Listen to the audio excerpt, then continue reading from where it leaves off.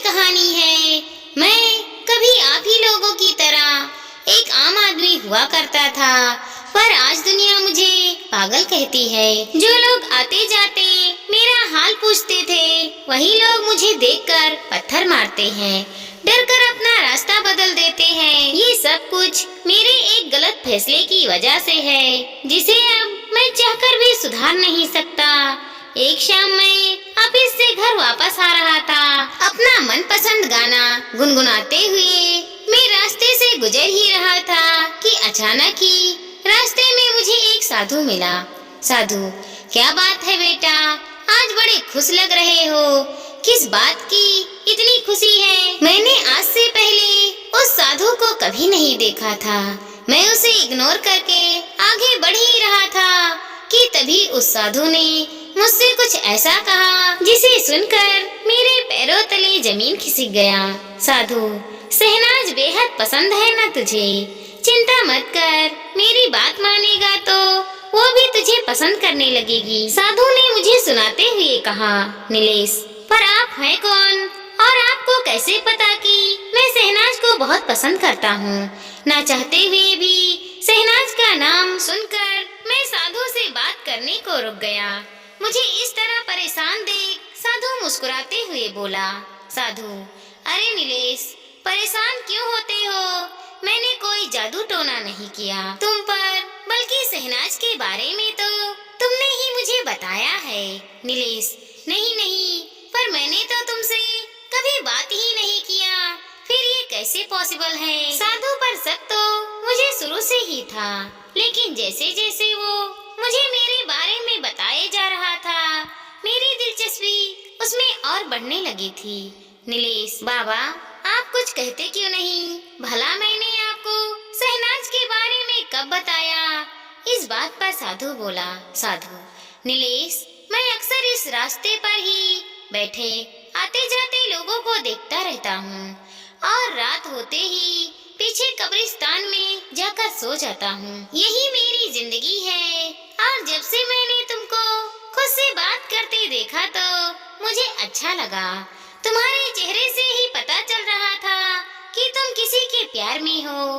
एक दिन मैंने तुम्हारे ही मुंह से उस लड़की का नाम सुन लिया, शहनाज। बस इसीलिए तुमसे बात करने का मन हुआ, क्योंकि मैं जिससे प्यार करता था उसका नाम भी शहनाज ही था। साधु की बात सुनकर पहले तो मुझे खुशी हुई, लेकिन जब मैंने उसकी बातों को ध्यान से सुना तो चौंक गया। नीलेश, था का क्या मतलब? क्या हुआ आपकी शहनाज को? मेरे सवालों पर साधु के चेहरे पर दर्द झलकने लगा था, पर उसने मेरी बात का कोई जवाब नहीं दिया। बस मेरे कंधे पर प्यार से हाथ फेरते हुए बोला, साधु, नीलेश, तुम चिंता मत करो, ये लो सफेद गुलाब, और कल तुम इसे अपनी शहनाज के बालों में लगा देना और वो तुम्हें तुरंत हाँ कर देगी। साधु के हाथों में सफेद गुलाब देख मुझे अजीब तो लगा, पर मैं भी अपने एक तरफे प्यार में अंधा हो चुका था, इसीलिए ज्यादा कुछ न सोचते हुए मैंने साधु के हाथों से वो सफेद गुलाब ले लिया और अपने घर आ गया। उस रात मुझे नींद नहीं आई। मैं बस साधु के दिए सफेद गुलाब में अपनी शहनाज को इमेजिन कर रहा था और पूरी रात यही सोच रहा था कि अब शहनाज मुझे हाँ बोले और मैं उसे अपनी बाहों में भर लूं। इन्हीं सपनों को देखते हुए कब मेरी सुबह हुई मुझे पता ही नहीं चला। शहनाज आई लव यू, और फिर वो प्यार से मुझे अपनी बाहों में भर लेगी। मैं बस सोच ही रहा हूँ, शहनाज के हाँ करने के बाद उसे खाने पर कहाँ ले जाऊँ, फिर उसे शॉपिंग के लिए पूछूं। खुद से कहते हुए जब मैं ऑफिस पहुँचा, शहनाज मुझे कहीं नहीं दिखी। किसी तरह बेचैनी में दिन खत्म हो गया। शाम हो गई, ऑफिस में सब लोग जा चुके थे, पर मैं अभी भी शहनाज का इंतजार कर रहा था। ऑफिस में ही बैठा था कि अचानक शहनाज मेरे सामने आ गई। शहनाज मेरे सामने गले में वरमाला डाले खड़ी थी। उसने मेरे बॉस से ही शादी कर ली थी। सच कहूँ तो दिल टूटना किसे कहते हैं, मैंने तब महसूस किया। उस वक्त मैं जिस मंजिल से गुजर रहा था उसे मैं दो शब्दों में बयां नहीं कर सकता। मन तो कर रहा था कहीं भाग जाऊं, सब कुछ छोड़ दूं कि तभी शहनाज ने मुझे गले लगाते हुए कहा, शहनाज, नीलेश, मैं तुमको सब कुछ बताने ही वाली थी, पर सब कुछ इतनी जल्दी हो गया कि मुझे मौका ही नहीं मिला। शहनाज अभी बोल ही रही थी कि उसने मेरे हाथों में साधु के दिए हुए वो सफेद गुलाब देख लिए। शहनाज, अरे वाह, तुम सच में मेरे सबसे अच्छे दोस्त हो, मेरे लिए सफेद गुलाब लाए हो, ये मेरी फेवरेट है, लाओ इसे मुझे दे दो, मैं इसे अपने बालों में लगा लेती हूँ। शहनाज ने ये कहते हुए मेरे हाथों से वो सफेद गुलाब लेकर अपने बालों में लगा लिए। गुलाब लगाते ही उसकी आंखों में क्या हुआ, उसकी आंखें एकदम से लाल हो गईं। मैं यह देखकर चौंका जरूर, पर अगले ही पल अपना वहम समझकर नजरअंदाज भी कर दिया। वो गुलाब लगाते ही वो पूरी बदल सी गई। वो खुद को शीशे में देख हंसे जा रही थी, जैसे कि पुरानी आत्मा को कोई नया शरीर मिल गया हो। एक पल को मैंने देखा कि शहनाज अंधेरे में किसी से बात कर रही है। शहनाज शीशे में देखकर, लो मैं आ गई, क्या खूबसूरत जिस्म ढूंढा है तूने, इस बार कसम से दिल खुश हो गया, जल्दी तेरे पास आती हूँ तुझे भी खुश करने। नीलेश, ये अंधेरे में किससे बात कर रही हो तुम, मैंने शहनाज से कहा, पर उसने मुझे ऐसे देखा जैसे वो मुझे जानती ही नहीं। वो बिना मुझसे कुछ कहे ऑफिस के बाहर चल दी। नीलेश, शहनाज सुनो तो, इतनी रात को कहाँ जा रही हो, तुम्हारा पति तुम्हारा इंतजार कर रहा है। शहनाज, शहनाज, मैं उसको पुकारते हुए उसके पीछे चल रहा था, पर मेरे इतना बुलाने पर भी उसने एक बार भी पीछे मुड़कर नहीं देखा। मेरे मन को किसी अनहोनी का डर सता रहा था, और तभी मैंने देखा शहनाज एक कब्रिस्तान के अंदर जा रही है। नीलेश, ये कब्रिस्तान तो वही कब्रिस्तान है जिसमें वो साधु रहता है। मैं खुद से कह ही रहा था कि तभी मुझे किसी के मंत्र उच्चारण की आवाज सुनाई दी। कब्रिस्तान उन्हीं मंत्रों की दिशा में जिंदा लाश बनी चली जा रही थी। मैं एक कब्र के पीछे छिपा बैठा ये सब देख रहा था। इससे पहले मैं कुछ समझ पाता, मैंने देखा कि एक साधु हवन कुंड में कुछ मंत्र पढ़ता हुआ अपने खून की आहुति दे रहा है।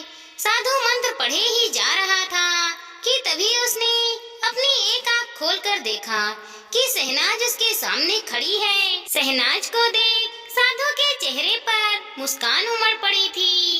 अब मुझे सब कुछ साफ साफ समझ में आ चुका था।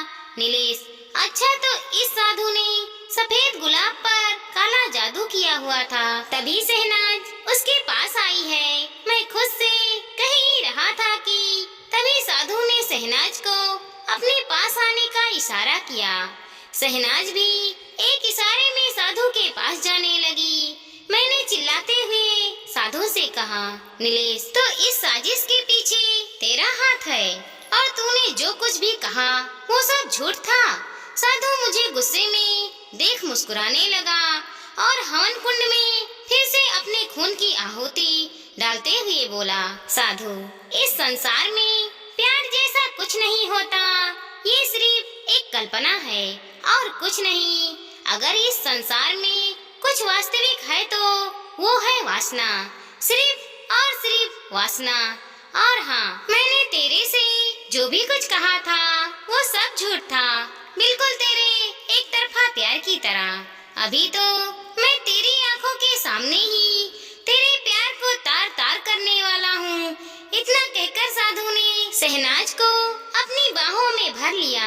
ये देख मेरे पूरे बदन में आग लग गई। साधु ने जिस हवन कुंड में अपने खून की आहुति दी थी, उसी हवन में से दो साधु और निकले, जो मुझे पकड़कर मेरा गला दबाने लगे। मैं अपनी आखिरी सांस के लिए भी साधु के बहरूपियों से लड़ रहा था। तभी मैंने देखा साधु शहनाज को अपनी गोद में बिठाकर उसके गालों को छू रहा है और उसके जिस्म को सहला रहा है। ये वो पल था जब मुझे मेरे किए पर शर्मिंदगी होने लगी थी।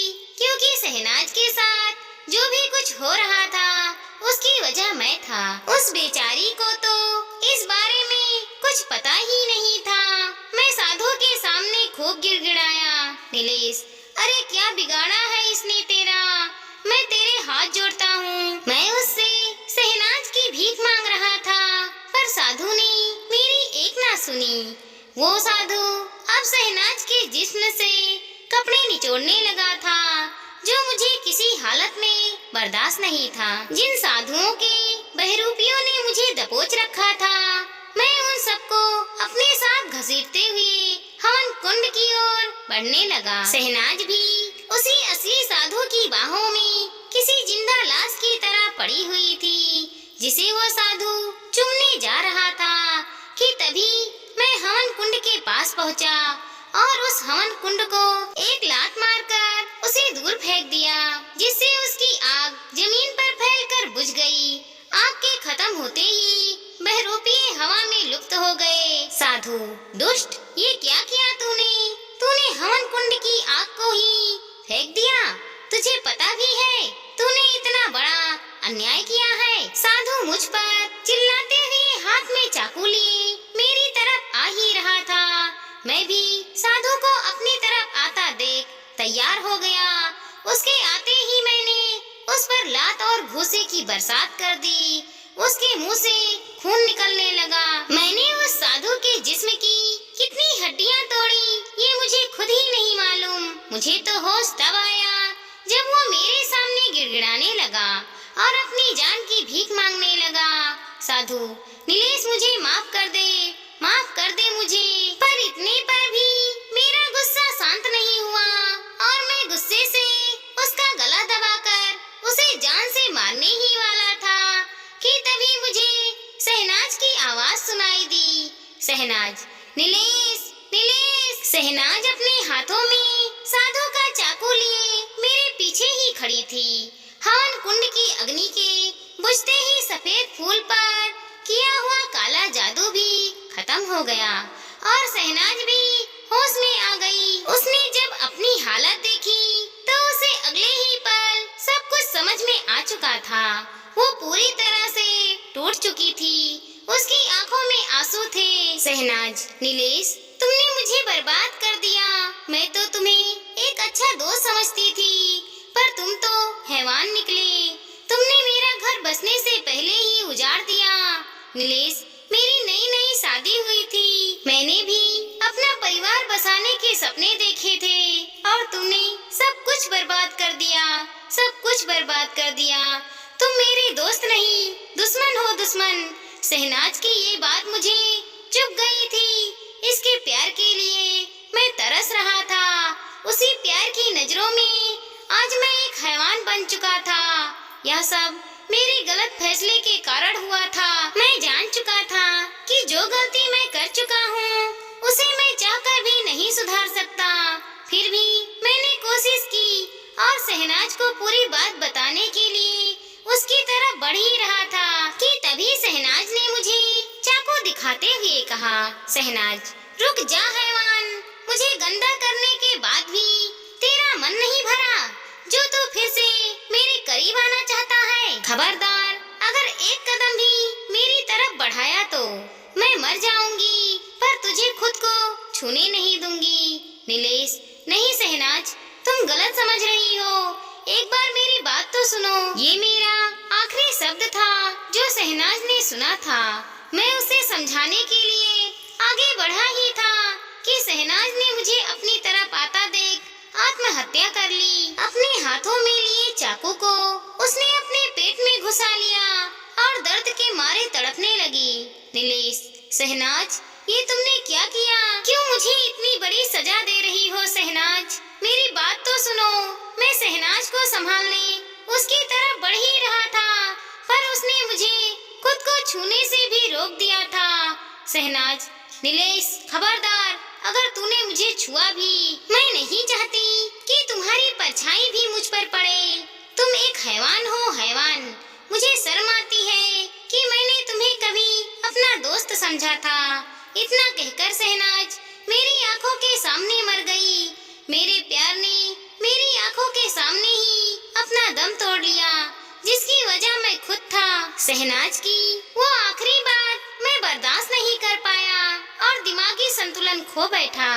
लोग मुझे देखकर डरते हैं, दूर भागते हैं, मुझ पर पत्थर मारते हैं, पर मैं इसी कब्रिस्तान में अपने प्यार, अपनी शहनाज की कब्र के पास पड़ा रहता हूँ। उसकी कब्र को छूता नहीं हूँ, उसे अच्छा नहीं लगता, बस दिन रात उससे माफी मांगता रहता हूँ, इसी उम्मीद में कि शायद किसी रोज वो मुझे माफ कर देगी। खुद को याद दिलाता हूँ कि मैं एक हैवान हूँ, सिर्फ एक हैवान, जिसने अपने ही प्यार को तबाह कर दिया। दोस्तों, हमारी इस छोटी सी कहानी को लाइक करें, शेयर करें और सब्सक्राइब करें। साथ ही साथ मिलते हैं अगले वीडियो के साथ। तब तक के लिए धन्यवाद दोस्तों।